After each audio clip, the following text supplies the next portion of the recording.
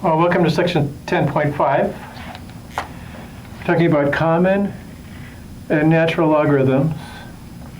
So those would be logarithms with base 10 and logarithms with base e. We'll talk about using your calculator with common logs. We'll have some applications with common logs. We'll use your calculator with natural logs, and we have some natural log applications. And we'll end up with the change of base rule that allows us to compute any base logarithm just by using common logs or natural logs. We'll see that in a minute.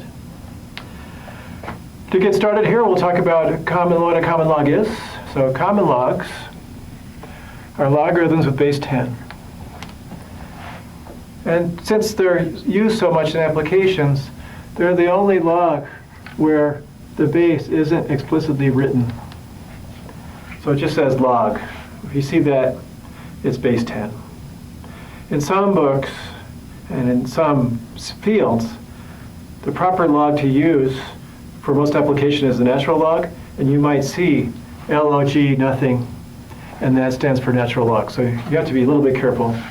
But here in this class, the natural logarithm will write using ln.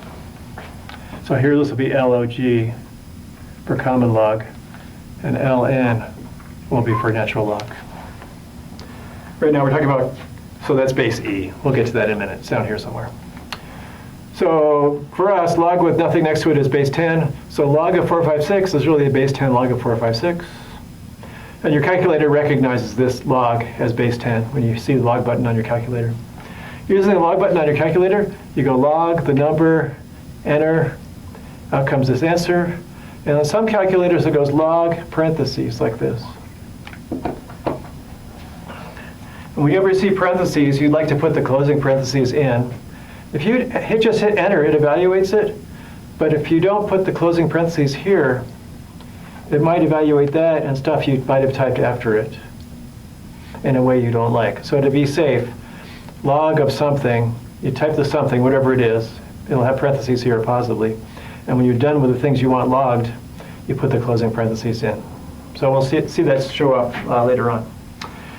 Usually we just use a calculator to find natural logs, of numbers anyway, but some common logs are easily found because they're powers of 10.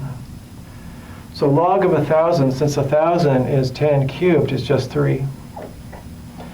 And log of 0.01, since 0.01 is 10 to the minus 2. And log of the square root of 10, since square root of 10 is 10 to the 1/2. So all those powers that you can read off, powers of 10, if that's what you're taking log of, you wouldn't reach for your calculator, you would just write down the answer.